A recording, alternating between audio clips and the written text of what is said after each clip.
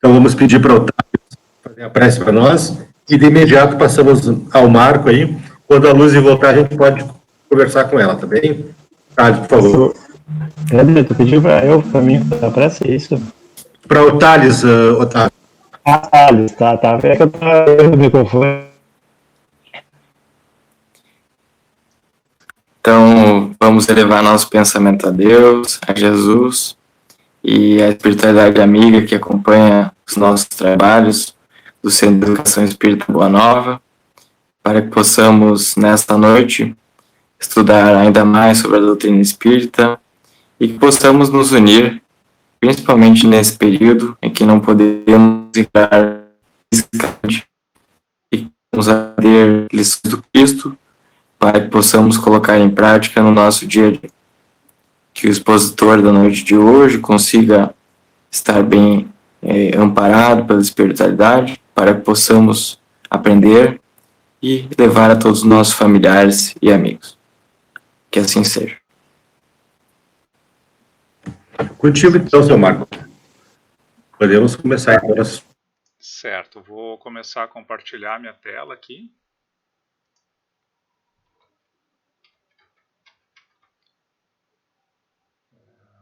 Estão conseguindo ver certinho aí?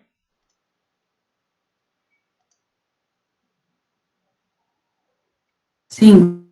Ah, tá, perfeito. Então, pessoal, boa noite a todos, aos que eu ainda não cumprimentei, né? Só para a gente se situar, a gente está agora na última questão que fala a respeito do intelectualismo, né?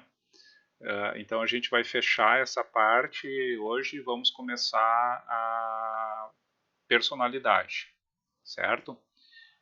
Eu não estou acompanhando o chat aqui, então se tiver qualquer colaboração aí, qualquer questão, se tu puder me avisar, Eder, se alguém levantar a mãozinha, tá? Que daí a gente interrompe aqui para deixar o pessoal falar. Então essa questão, a questão 210, ela é uma questão bem interessante do ponto de vista de como devem pensar os espíritas, não é? Ou seja, nós, né, trabalhadores que já temos uma noção, né, do mundo espiritual e de questões relacionadas à ação e reação, não é? E ela está relacionada aos intelectuais. Então, a questão seria se os trabalhadores do espiritismo, né, se devem buscar os intelectuais para a compreensão dos seus deveres espirituais. Tá? Aqui a questão ela é um pouco dúbia, né, que a gente não, eu à primeira vista não entendi se eram os deveres espirituais dos espíritas ou dos intelectuais, tá? Mas a partir da resposta eu entendi que é com relação aos deveres espirituais dos intelectuais, certo? Então, imaginem assim, pessoas influentes, não é? Pessoas com um alto grau de alcance do seu trabalho, da sua intelectualidade em si, não é? Se nós deveríamos, por exemplo, contactar essas pessoas e explicar, olha só, tu tem uma missão, né? Esse trabalho que tu faz, ele atinge várias pessoas, então tu tem um alto grau de responsabilidade, né? Então é mais nesse sentido, não é? Se eles devem ser buscados, né, para que entendam, que compreendam os deveres espirituais, né? E Emmanuel ele é bem claro na resposta, não é? Que os operários da doutrina, né, os espíritas, devem estar sempre bem dispostos na oficina do esclarecimento todas as vezes que procurados pelos que desejem cooperar sinceramente nos seus esforços. Ou seja, temos que estar sempre bem dispostos, não é, para esclarecer qualquer pessoa que quiser entender um pouco mais, né, a respeito das suas responsabilidades. Mas provocar a atenção dos outros no intuito de regenerá-los, quando todos nós, mesmo os desencarnados, estamos em função de aperfeiçoamento e aprendizado, não parece muito justo, porque estamos ainda com um dever essencial, que é o da edificação de nós mesmos, não é? Ou seja, eu não posso estar pensando em procurar outras pessoas, não é, para evangelizá-las se eu ainda estou em processo de evangelização de mim mesmo, não é? E Emmanuel continua essa resposta, né, dizendo que no labor da doutrina temos de convir que o Espiritismo é o cristianismo redivivo pelo qual precisamos fornecer o testemunho da verdade. E dentro do nosso conceito de relatividade, todo o fundamento da verdade da Terra está em Jesus Cristo. A verdade triunfa por si, sem o concurso das frágeis possibilidades humanas. Alma alguma deverá procurá-la, supondo-se elemento indispensável à sua vitória. Como seu órgão no planeta, o Espiritismo não necessita de determinados homens para consolar e instruir as criaturas, depreendendo-se que os próprios intelectuais do mundo é que devem buscar espontaneamente, na fonte de conhecimentos doutrinários, o benefício da sua iluminação. Então é bem clara essa resposta, não é? Que na verdade não é o Espiritismo que necessita dos intelectuais, né? Mas muito antes pelo contrário, são os intelectuais que precisam do Espiritismo, não é? Para entender as suas responsabilidades, tá? Antes de eu começar com um material extra aqui, alguém teria algum comentário a respeito da resposta de Emmanuel?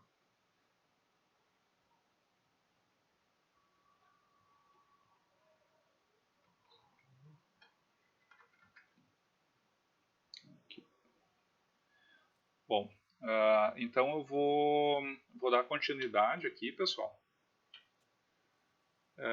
Eu trouxe um primeiro texto aqui, tá? Que é um texto do Humberto de Campos, né?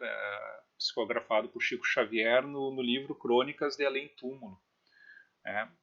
E Humberto de Campos ele traz para, vamos dizer, para explicar, né, o que ele está querendo dizer. Ele traz uma história desse livro que é chamado A Terra dos Cegos, de H.G. Wells. Tá? Essa história, né, ele comenta que é um vale onde todas as pessoas que moram nesse vale, elas perderam a visão.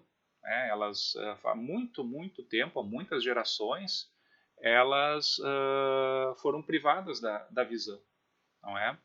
E então elas não conhecem, nunca viram a luz, não conhecem, nunca enxergaram o sol, as estrelas, nada assim.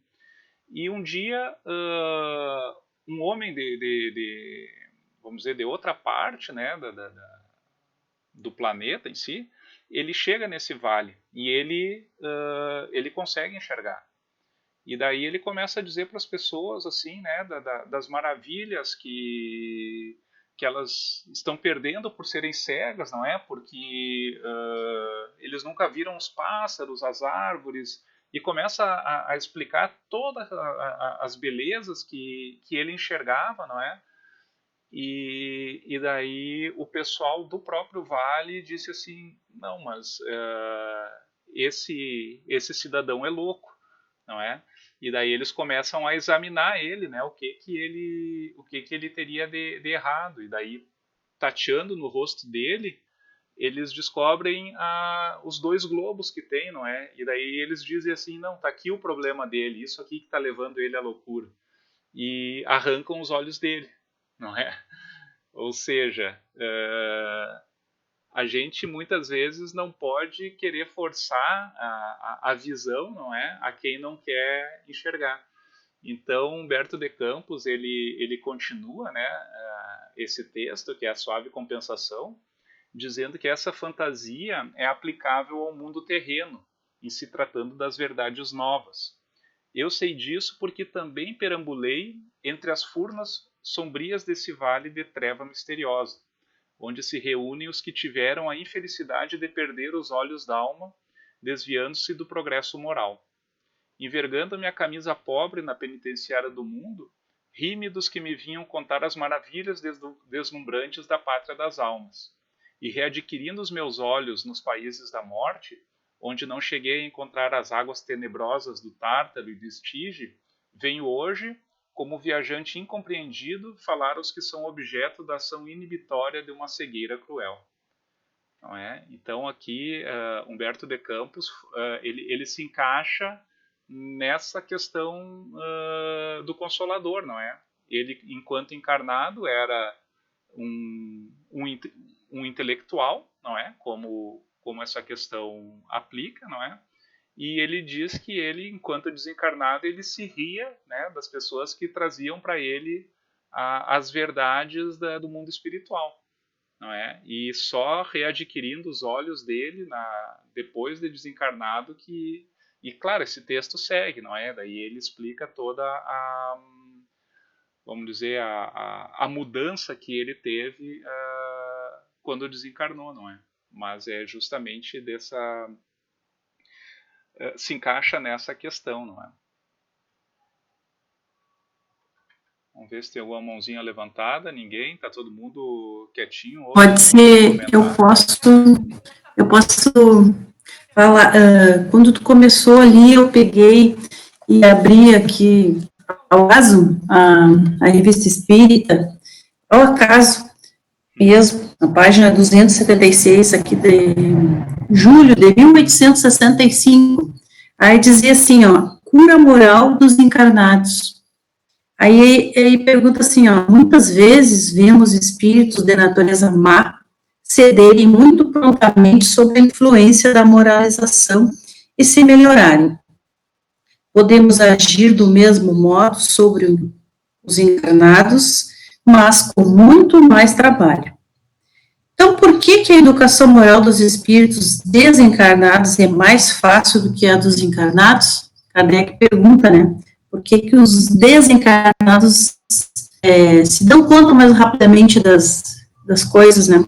Aí essa pergunta foi motivada porque tinha um rapaz cego há 12 anos, e aí um espírita tinha morrido ele, né? Para tentar curar, né? Pelo magnetismo, mas o rapaz, em vez de se mostrar reconhecido, né? Teria ficado... senão ele teria ficado na rua. Então, ele só procedia mal, ele não queria saber da cura e dava as piores respostas para ele, né, as piores provas de mau caráter. Daí, tem seis comentários de espíritos aqui, por que acontece isso, né? Aí, só para resumir, ele fala que assim, uns e outros, pela própria vida, são arrastados ao passo que os espíritos desencarnados se veem, escutam e se arrependem com mais bondade, porque os desencarnados, eles se veem mais fácil na situação que eles estão. Então, eles sabem que tem que melhorar, enquanto que os encarnados, né, não ouvem conselhos de seus guias do espaço e esperam os ensinamentos dos homens, né? Por que, então, que os encarnados? Porque é necessário que os dois mundos, visível e invisível, reajam um sobre o outro, e que a ação dos humanos seja útil aos que vieram, como a ação da maior parte destes é benéfica aos que vivem entre nós. Então, é uma dupla corrente, uma dupla ação, igualmente satisfatória para estes dois mundos que são unidos por tantos laços. Então, o Erasto termina dizendo, eis o que julgo dever responder à pergunta levantada por o vosso presidente. Então, ele diz que o desencarnado, ele consegue, né, se melhorar mais facilmente, mas, às vezes, ele não consegue nem ouvir também o seu guia. Então, ele tem que ir para uma mediúnica e ouvir a voz humana. O humano não consegue ouvir a voz do seu guia também, mas tem mais dificuldade como encarnado, porque ele não tem a sua visão espiritual. Então, achei importante, já que estou falando do cego, né, a gente age, às vezes, como um cego, né, que não quer ser curado, né, que não busca se melhorar, não busca crescer espiritualmente, né, e enxergar outras formas de vida. É isso, Marco. Perfeito, Lucy. E isso se encaixa perfeitamente com a continuação também aqui dessa questão, não é? Porque quando a gente fala em não querer enxergar, principalmente acontece com esses intelectuais, que é o que está dito aqui nessa questão, não é? Que principalmente aqueles que o orgulho e a vaidade acaba cegando mais ainda, não é? Que é justamente essa passagem que eu trago aqui nesse último material de apoio. Lembrando que a gente não combinou nada, né, Lucy? Mas eu trago aqui uma passagem desse livro, que é o Evangelho dos Humildes, não é? Comentários do Eliseu Rigonati a respeito do Evangelho de Mateus. E ele está comentando essa passagem, né?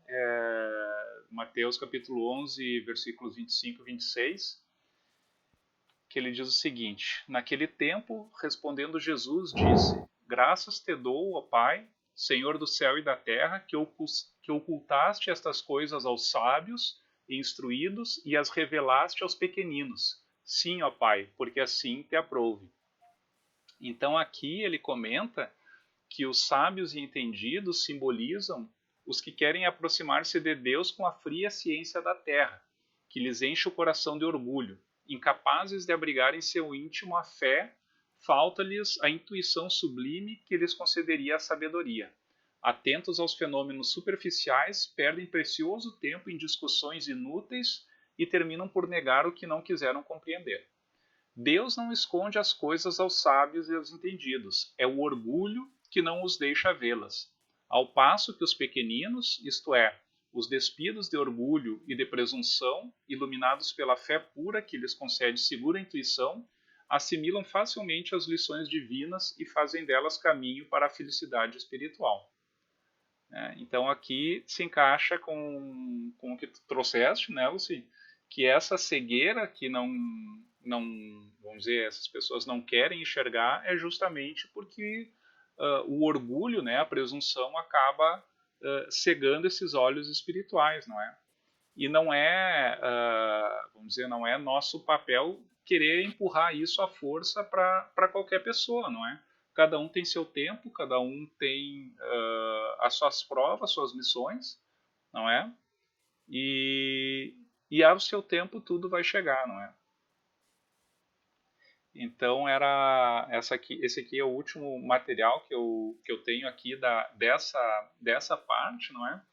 E eu queria passar, se ninguém tiver nenhum comentário mais, passar para a próxima parte já.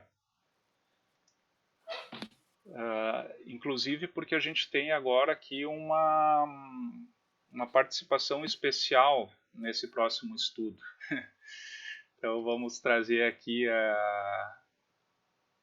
a gente vai começar agora, pessoal, a falar. Deixa eu só me achar aqui. Aqui estamos. Vamos falar sobre a personalidade, certo? Vocês podem estar acompanhando aí, né, a nossa estrutura do Consolador. Nós terminamos aqui dentro dessa aresta da cultura, não é? Terminamos intelectualismo e vamos começar a personalidade, né? E com relação à personalidade, eu convidei a nossa colega, agora a prof. Carolzinha Xavier, para nos dar a definição de personalidade, né, nos trazer um pouco do que a psicologia trata a respeito da personalidade. Então a gente pode ter essa visão, né, psicológica antes de entrar nas questões que foram feitas para Emmanuel. Carol, tu pode assumir agora a explicação? Uhum. Pode ser. Então pode ir me avisando para que eu vou passando os slides para ti. Então tá. Vou fechar a câmera aqui. Então, boa noite, pessoal. Então, o Marco pediu para eu trouxe alguma definição, né, de personalidade e depois alguma coisa assim, de alguma teoria assim de como isso vai se constituindo assim no ser humano, né, a personalidade desde da infância, né, até a idade adulta. Então, né, a primeira definição, assim, que a personalidade é um conjunto de características psicológicas que determinam os padrões de pensar, sentir e agir. Ou seja, a individualidade social de alguém, né, é o que a gente enxerga no outro, né, a maneira que o outro age diante das situações, né, dentro de uma sociedade também. Pode passar, Marco. Então, a personalidade, ela se dá, assim, por um conjunto de duas, né, do temperamento e do caráter, né? Então, o que é o temperamento, assim, como o próprio nome diz, né, vem de tempero, né? Ele é né, o nosso, o que nasce com a gente, né? É o que a gente observa desde uma criança que nasce, a gente já consegue ver como ela é, né? Se ela é, a gente diz porque ela é agitada, porque ela é brava, porque a gente consegue já perceber alguma coisa, né? E muito também a gente tem outras definições também que as pessoas dão como, né, conhecido como um gênio, né? Tem um gênio forte, tem um gênio assim, né? Então, são tem a ver com o emocional básico do indivíduo, né? São sensações, motivações, né? E o caráter é o que é aprendido, né? É o que é aprendido com as nossas vivências, né? Com a nossa educação, com o que é socialmente aceito, com o que é, né? Quando a gente aprende o que pode, o que não pode, né? O que é a nossa moral, na verdade.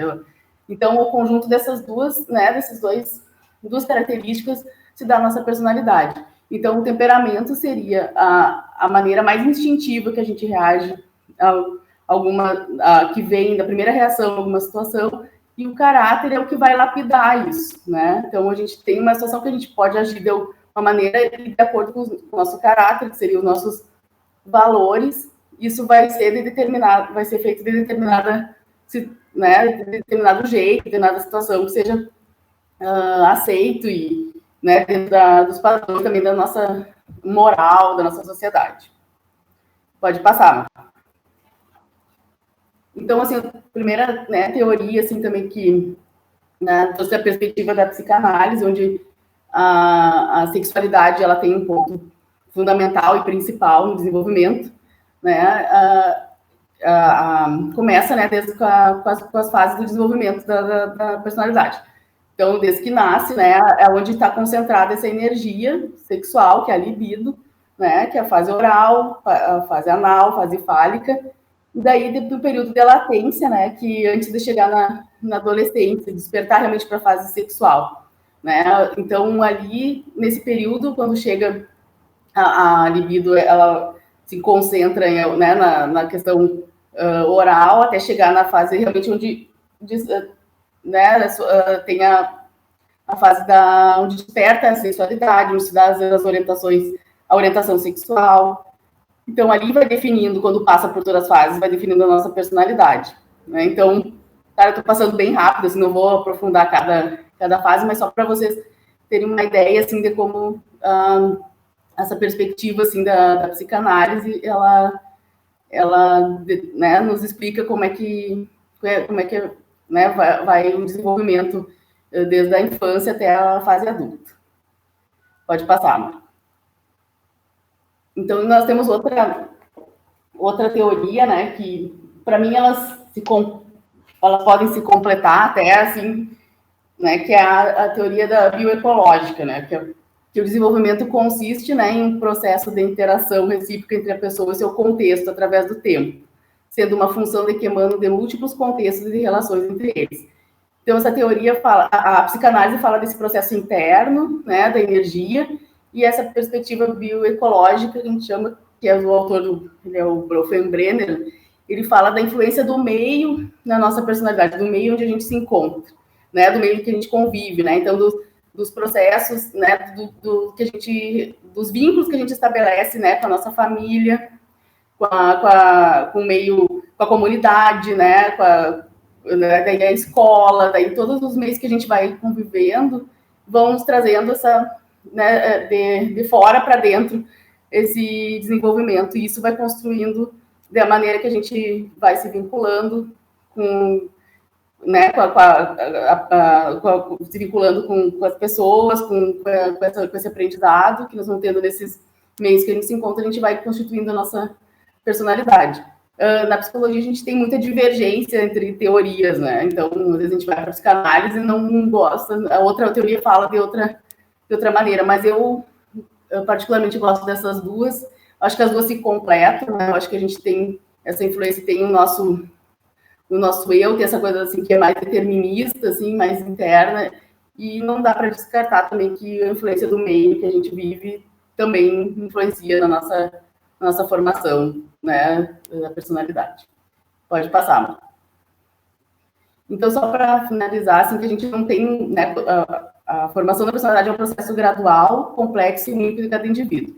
Então, a gente não tem, assim, né, quando a gente fala lá da psicanálise, né, que a gente dá aquelas fases, né, até os 7 anos ali, antes de entrar no processo de latência, que depois entraria na adolescência, né, né, a gente não tem, assim, não pode dizer que é igual para todo mundo passa do mesmo jeito, que vai ser igual para todo mundo, que a idade vai ser exatamente aquela idade que está nos livros, né? Então, é um processo que cada um vive, né, de acordo com as suas experiências, mas todos nós passamos e todos nós temos a nossa personalidade, né? Eu leio, às vezes, muita coisa que as pessoas que dizem assim, que ele tem que aquela pessoa tem personalidade, né? Aquela pessoa, quando se destaca em alguma coisa.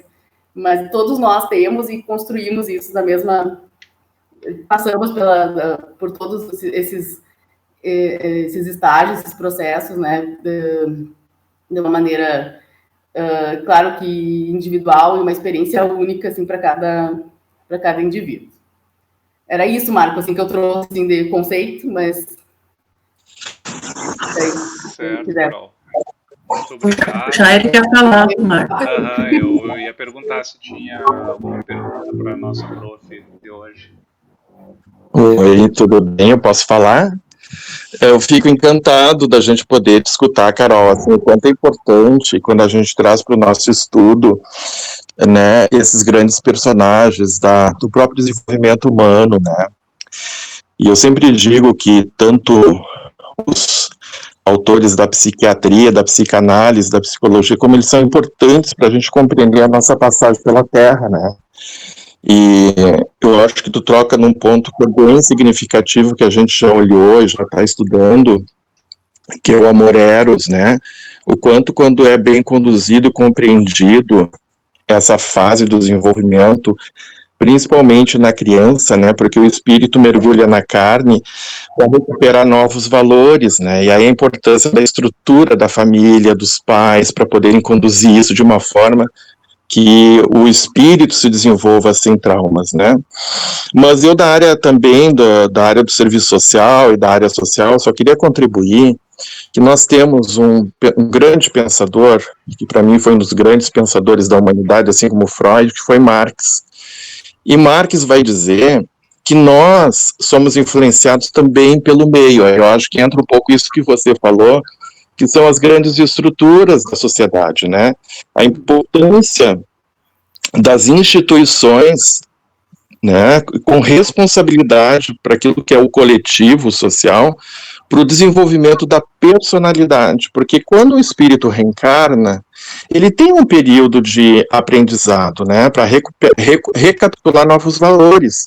E aí o papel da sociedade na composição desses novos valores que vão compor, né, a personalidade humana, voltada para o bem, com instintos, né, aprimorados, ou aqueles que não conseguem acessar os recursos estruturais da sociedade para que ele tenha um sucesso e um desempenho também naquilo que está posto dentro do processo reencarnatório. Então, acho que o espiritismo, o Chico uma vez disse que ele seria estudado principalmente dentro das universidades, para poder trazer esse alcance que a gente precisa junto das ciências sociais, das ciências psicológicas, né, para o desempenho humano. E aí a gente começa a compreender essas chaves tão importantes e tão significativas que vão garantir um novo homem, né, uma nova mulher dentro desse processo que a gente já está vivendo que é, né, de sair de um planeta de provas e expiações, e aí nós vivemos num planeta de provas e expiações, porque essas estruturas, elas egoisticamente não conseguem olhar para essa totalidade da sociedade, desse indivíduo que está dentro desse espaço, né? Então, Marx vai trazer que nós somos influenciados pelo meio, e realmente, e aí tem uma pensadora húngara que ela diz que vai depender das apropriações desse meio para ela poder se desenvolver ou estar fadada a morrer. E aí a gente sabe que muitas crianças, quando nascem na Terra, elas não conseguem se desenvolver porque elas já nascem fadadas dentro do contexto social, né? Então imagina o quanto isso é importante e particularmente a doutrina espírita, as instituições espíritas, quando elas começam a trazer esse debate, para a gente compreender o desenvolvimento e o desempenho humano como uma nova ciência, né, o aspecto espiritual desse ser eterno, né. Então é só para a gente contribuir um pouquinho com a Carol, né, Carol, para entender também a importância, principalmente a psicologia social traz isso, né, das estruturas, das instituições sociais. Quer falar agora, então. O Jairo, exatamente assim, eu sou, dentro da psicologia, uma defensora do meio, em que, né, a criança se desenvolve para o desenvolvimento, assim, por isso que eu trouxe esses dois autores, né, que eu sou da psicanálise, mas gosto desse autor que fala da influência da sociedade, né, dos sistemas que ele chama do desenvolvimento, né, moral, intelectual, né, é bem isso mesmo. Eu acho que não sou tão determinista assim, né, do que aconteceu ali até certo período ser tão definitivo depois para o desenvolvimento do adulto, né, também. Mas eu concordo muito, acho que o meio é o que pode modificar muita coisa também da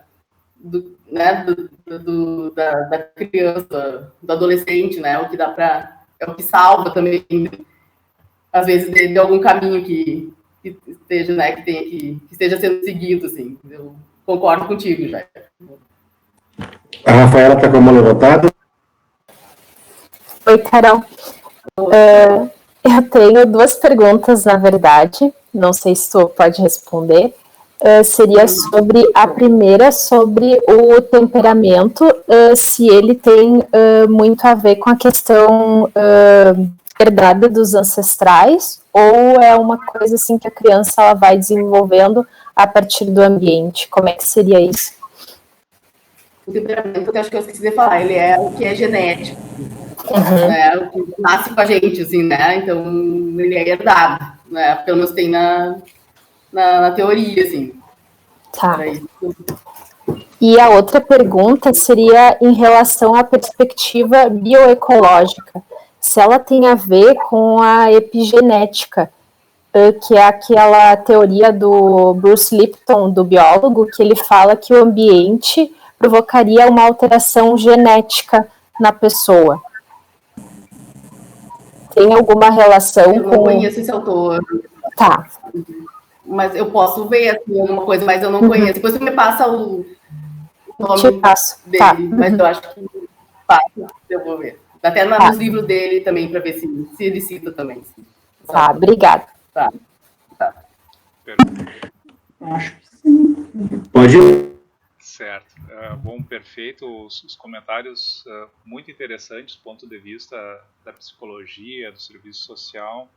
E a gente vai entrar agora um pouco nessas questões de personalidade trazida por Emmanuel, não é?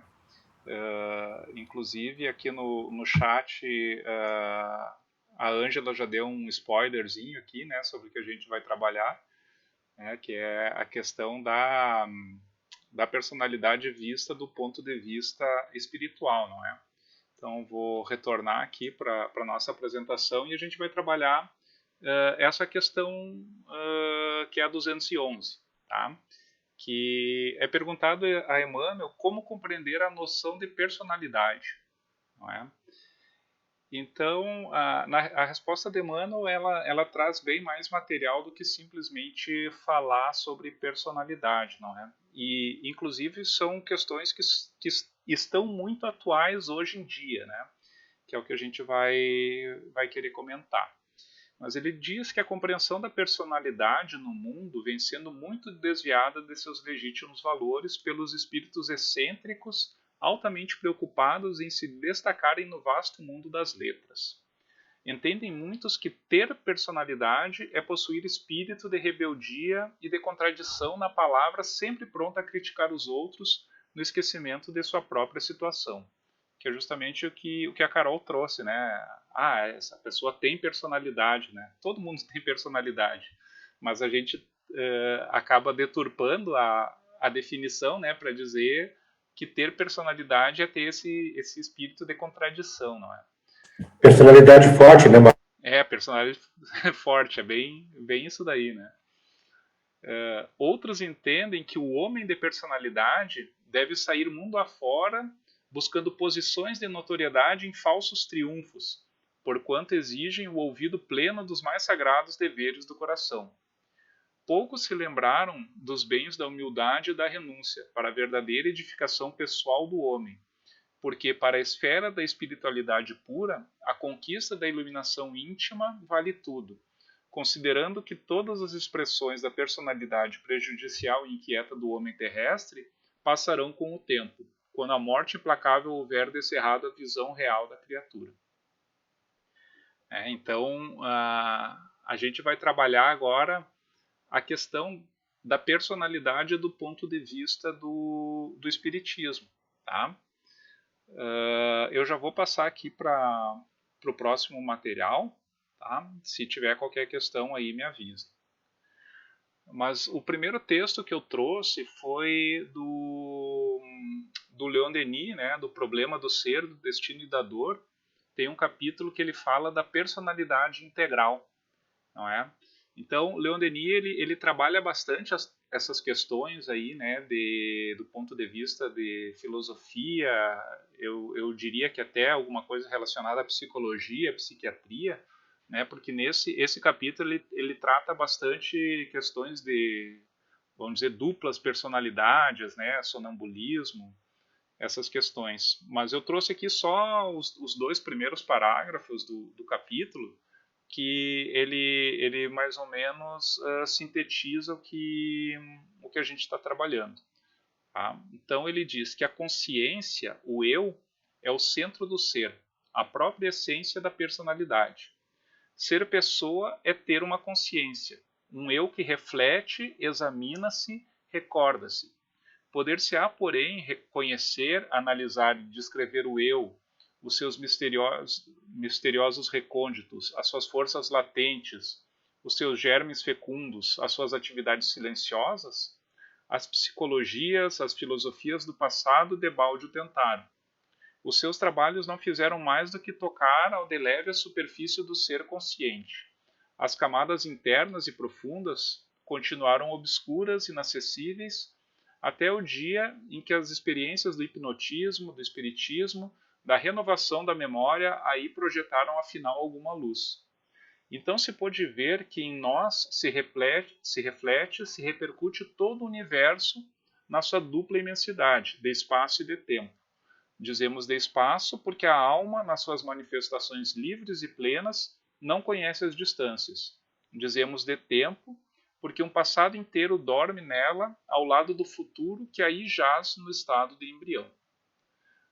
E assim continua o capítulo, trazendo que a personalidade integral, não é? Ela é fruto de várias existências, não é? Que são, por mais que nós tenhamos o véu do esquecimento ao reencarnar, não é? A gente tem sempre essa, vamos dizer, talvez seja o que a Carol trouxe do ponto de vista da psicologia, considerado temperamento, não é? Que são essas nossas tendências de vidas passadas, não é? Que elas não se apagam totalmente, né?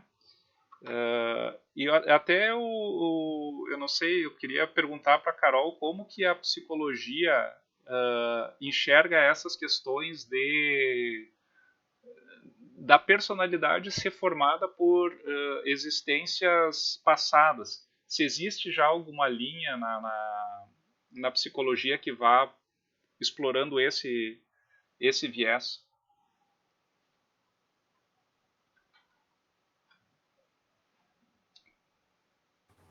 Eu não ouvi, Marco. Não, eu... Falhou aqui para mim. Tá. Eu te pergunto se tem alguma linha da psicologia que explora o temperamento como sendo fruto de vidas passadas, ou o subconsciente, não é? Que seria fruto de existências anteriores, não é? Ou se tudo se não tem nenhuma linha da psicologia nesse sentido.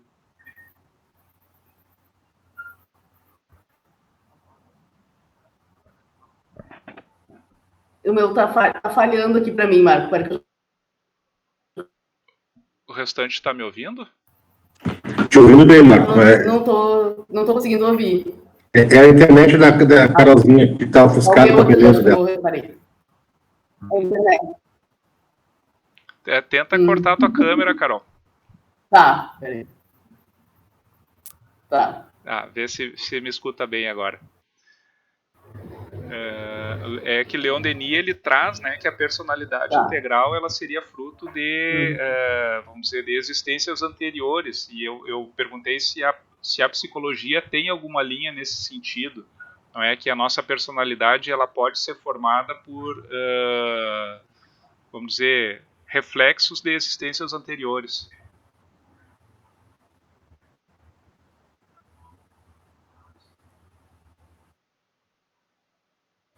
Eu não conheço, Marco, assim, nenhuma teoria assim dentro da psicologia. Não sei se está sendo estudada alguma coisa, mas não tenho assim nenhuma informação assim que trabalhe nesse sentido, sendo teorias já, né, reconhecidas assim pelo, né, técnicas já conselho assim que a gente trabalha, não conheço, mas acredito que tem que tenha já alguns estudos, né? Então, mas não saberia te dizer também, assim.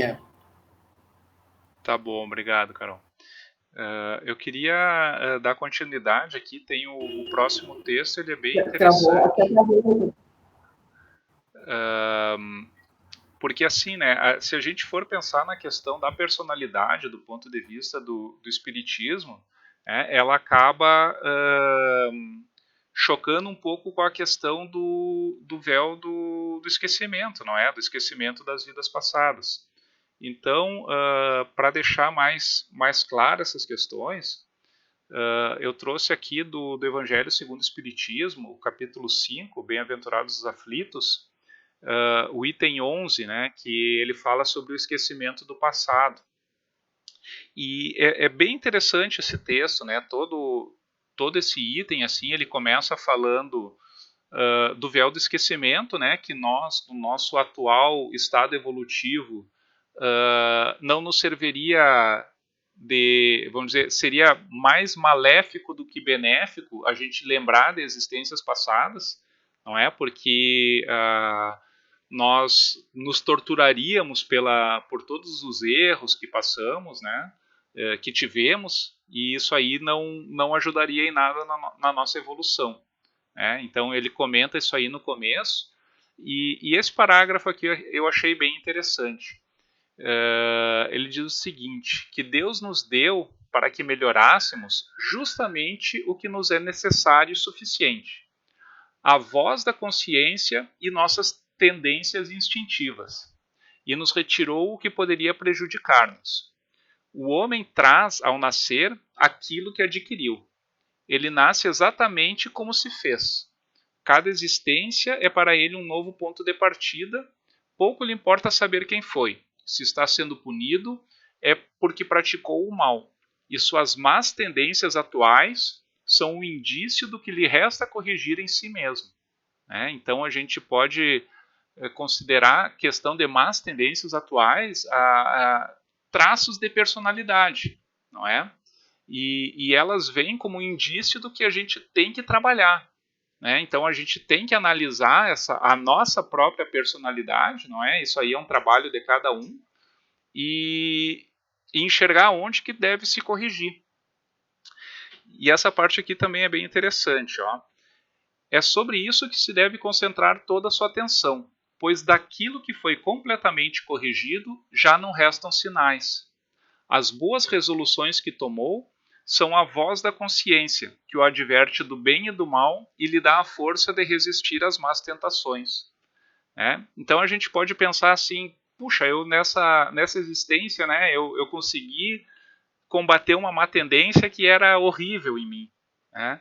E daí eu penso assim, puxa, mas agora quando eu desencarnar e reencarnar novamente, né, com o véu do esquecimento, eu vou ter que passar pela prova toda de novo, né? Então, isso aqui é um alento para nós também, não é? Que a partir do momento que a gente consegue vencer essas más tendências, né, da nossa personalidade, né, isso se torna aquela nossa vozinha na consciência, né, que muitas vezes nos avisa de que a gente não deve seguir por tal caminho, não é? Então,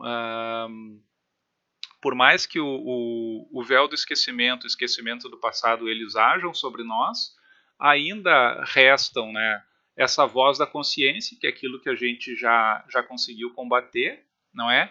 E também as nossas tendências instintivas, né, que é aquilo que a gente tem que trabalhar para melhorar. Tá? Então, esse é vamos dizer, o ponto de vista espírita, não é? E isso aí se nota bastante, né, nas próprias crianças, não é? A gente vai pensar assim, né, uma criancinha pequena, já com uma personalidade forte, como diz o Éder, não é? Ou uma personalidade tendendo para algumas questões, não é? Então, eu queria entrar ainda do próprio Consolador, uma questão que a gente trabalhou aí, acho que foi ano passado, não é? Que é perguntado para Emmanuel sobre o período infantil, se ele é mais importante para a tarefa educativa. E ele traz que esse período é o mais sério e mais propício à assimilação dos princípios educativos. Até os 7 anos, o espírito ainda se encontra em fase de adaptação para a nova existência que lhe compete no mundo. Nessa idade ainda não existe uma integração perfeita entre ele e a matéria orgânica. Né? Então quer dizer que, em se tratando de personalidade, não é? Os pais têm os pais, eu me refiro aqui àqueles encarregados da educação dessa criança, não é? Que pode ser um pai, uma mãe, um tio, uma tia, um avô, uma avó, não é? Quem está tendo influência, não é? O papel importantíssimo que tem, não é? Principalmente em detectar as más tendências de personalidade, não é? Para poder agir em tempo de modificar, não é? Inclusive, no Livro dos Espíritos, na questão 383, Kardec pergunta, né, qual é para o espírito a utilidade de passar pelo estado de infância. Né? Então, os espíritos respondem que o espírito reencarna tendo em vista aperfeiçoar-se. É mais acessível durante esse tempo as impressões que recebe e que podem ajudar o seu desenvolvimento, para o qual devem contribuir aqueles que estão encarregados de sua educação. Não é? Então, essa é a questão vamos dizer, dessa modificação da personalidade, não é? E só para completar aqui a minha fala, não é? Na própria resposta aqui de Emmanuel, ele traz que se fala muito na personalidade como sendo aquele espírito de rebeldia, né? Aquela pessoa com personalidade tem que tomar uma posição, não é? E como a gente tem visto isso hoje em dia, que aqui, por exemplo, no Brasil, se tu não é 8, tu tem que ser 80, não é? Se tu não é contra, tu tem que ser a favor. Né? E quantos embates estão surgindo, não é? Porque as pessoas acham que ter personalidade é ter que tomar uma posição e lutar por ela sem ouvir o outro lado, não é? E a gente tem visto também esses dias, esses casos de racismo nos Estados Unidos, não é? Pessoas de personalidade forte, não é? cometendo os atos, e depois outros com personalidade mais forte ainda, não é? Fazendo manifestações violentas, não é?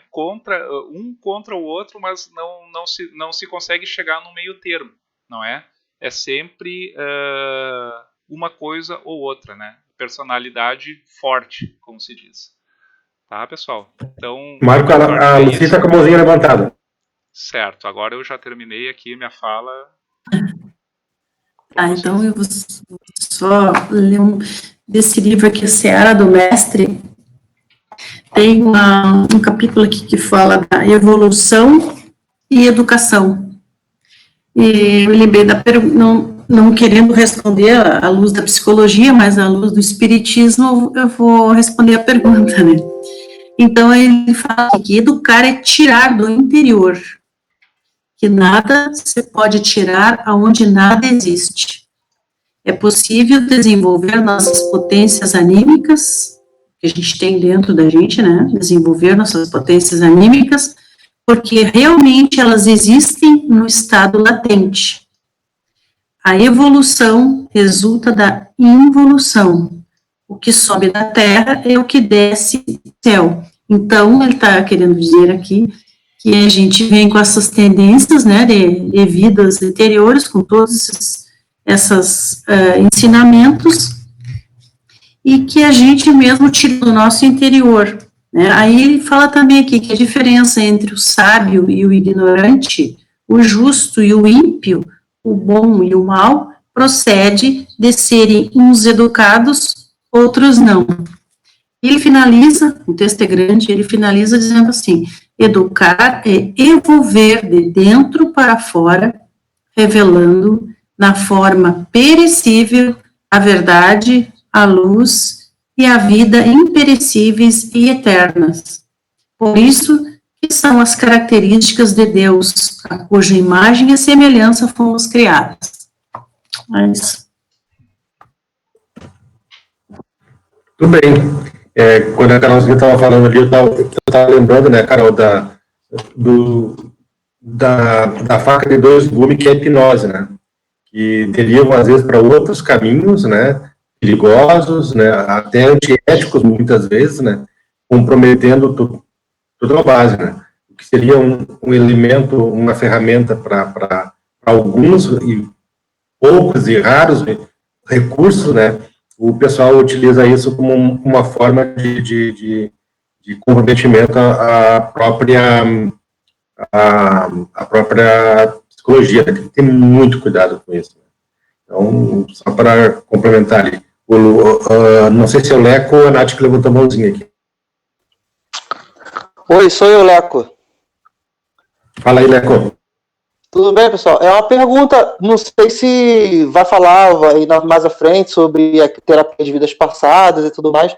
É uma dúvida mesmo, que eu já ouvi falar, inclusive já ouvi palestrantes, mas eu não cheguei a pesquisar a fundo sobre esse tema, que eu não sei também se tem a ver um pouco com hipnotismo, mas que eu ouvi falar que tem que tomar certo cuidado com essas terapias, porque se a pessoa não souber fazer, ela pode desencadear várias personalidades quando o espírito retorna, né? E aí a pessoa pode ter problemas, né, com várias personalidades numa encarnação só. Aí eu não sei se vocês já ouviram ou leram sobre isso, se isso é verdade ou não é. Se alguém saberia responder. Não sei se a Carol quer falar, mas, Leco, assim, ó, isso realmente está sendo muito debatido hoje. O próprio Conselho de Psicologia, né, debate essa questão exatamente por o pessoal não saber lidar corretamente com a ferramenta, né? E muitos utilizam cursos básicos de hipnose, né, para lidar com questões bem profundas e que, às vezes, tem coisas que tem que ser reveladas e tem coisas que tem que ficar ocultas. Quem delimita isso, né? Qual cuidado que tem que ter, né? Então, a gente tem que ter muito cuidado com isso. Mas, com certeza, talvez a Carol possa falar disso, que a luz da psicologia, no mínimo, recomendo prudência, né, Carol?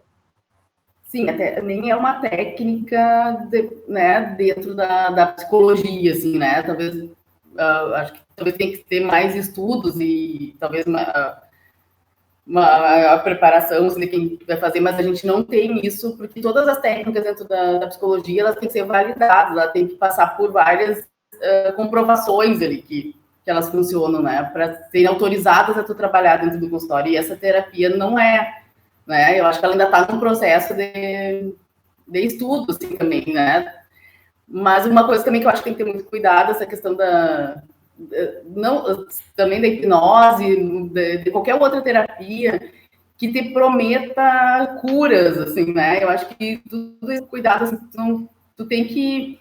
Ninguém vai mudar a personalidade de ninguém com uma sessão, ninguém muda mais, isso já está constituído, né? A gente tem uma readaptação da vida, da nossa vida, né? Então, quando prometer, porque em 2 sessões tu vai ser curado da tua síndrome do pânico, da tua depressão, não existe, fujam disso, né?